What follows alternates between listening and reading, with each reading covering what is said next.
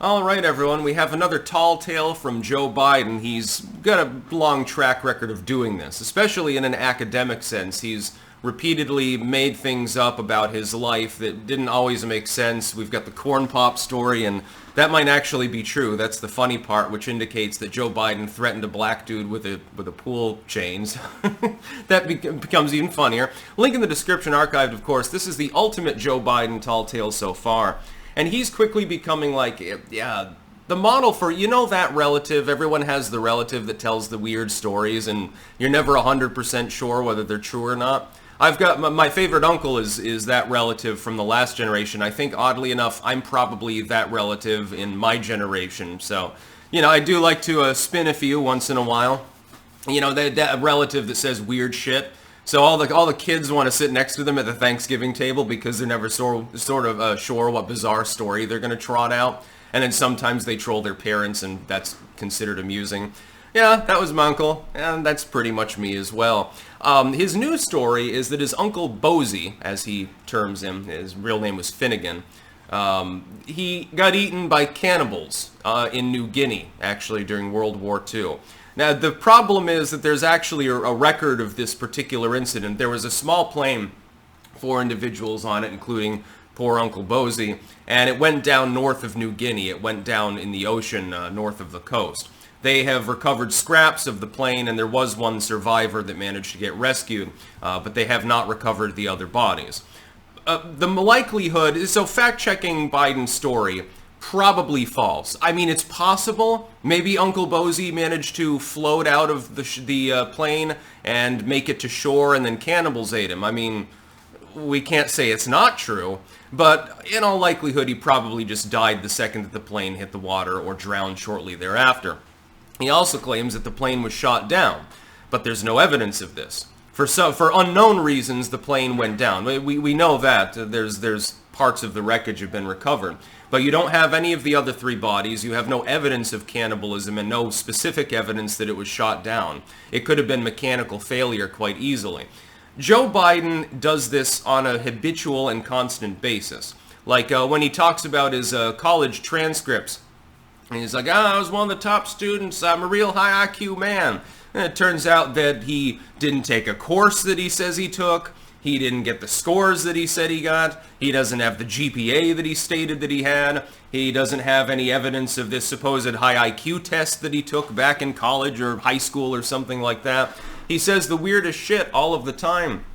It's funnily enough, despite the fact that it could be related to his dementia when he's saying that his uncle was eaten by cannibals, quite literally. Not a fun way to go. You know, you get that old stereotype of the colonial with the pith helmet sitting in the pot while the cannibals are dancing around. It's almost a racial stereotype, by the way, and I'm wondering if the liberals are going to castigate him for that and start posting, you know, cannibal memes on Twitter or something like that. People should probably do that. You know, you have to make up a new moniker for colonial-era Biden because it's just fucking hilarious. The problem is that this is one of the more innocuous things that he does.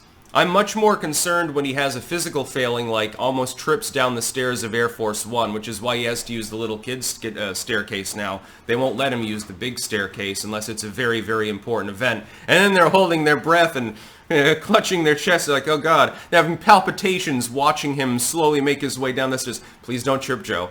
No. Oh, thank God. Can you imagine being one of the soldiers at the bottom of the stairs, and you're not even allowed to watch him? You know that they want to turn around and watch him come down to see if he trips or something, but they have to stand there and salute. Poor dudes. I feel more sorry for them than almost anyone else, other than maybe Kamala Harris's staffers or those Jill Biden staffers when they are in the same room together. Biden does this all the time, but it's a more innocuous thing that he does. He also trips constantly.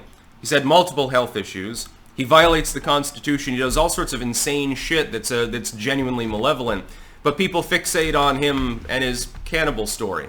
I mean, I'm fixating on it too. I'll probably bring it up during the live stream later as well. It's just fucking hilarious. He's got no evidence for any of the claims that he's making, but he's convinced that his uncle was eaten by cannibals. My God, you must have the most exciting family in the world because all of these crazy things keep happening in your life.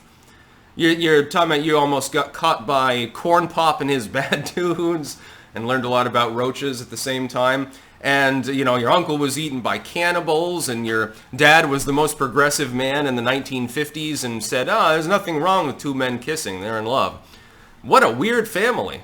I mean, really, it's all bullshit for the most part. Although the Corn Pop story, again, it is believable, I suppose. I can imagine Joe Biden insulting a random black dude at the pool for standing too long on the jumping, whatever the fuck, the diving board. I can imagine him doing that and calling him Esther and then almost getting cut by a black street gang. And by the way, he didn't mention, he said that it was the all-black pool, but he never mentioned the race of the person who threatened to slice him. That's very telling. That was, by the way, his staffers, when he meandered off into that story, they probably were worried that he was going to make a racial reference. That would have been game, set, match. He managed to meander his way around that and simply insinuate that Corn Pop was a bad dude while happening to have darker colored skin than Joe Biden did. Still not sure exactly what year this happened. Can you imagine if you're the relative of Corn Pop, like you're his grandkid, and you're like, oh God, Joe still hasn't forgotten about that shit? And then it'd be funny. The child of Corn Pop comes out, right? I'm just meandering and ranting a little bit now because this is just a funny story anyway. It's just about Joe Biden being batshit. Imagine that Corn Pop's relative comes out and they do like an interview and they're like, that's not how Corn Pop told it. No, Corn Pop beat the shit out of him and left him bleeding on the deck of the pool, actually. Joe tried to swing the chain and then Corn Pops, gave him a couple slits and then told him to fuck off and went back off to his car with his head hung in shame while Corn Pop made out with his girlfriend or something like that. Man, considering how off the chain politics has been since 2016, if I saw a news story about that, while it would be funny, it wouldn't even be that surprising. I mean, we did get the Chaz Garden. We did get Trump's mugshot. The things are not exactly normal. And they never were, but they're a little bit more fucked up than usual. That's about all. Peace out.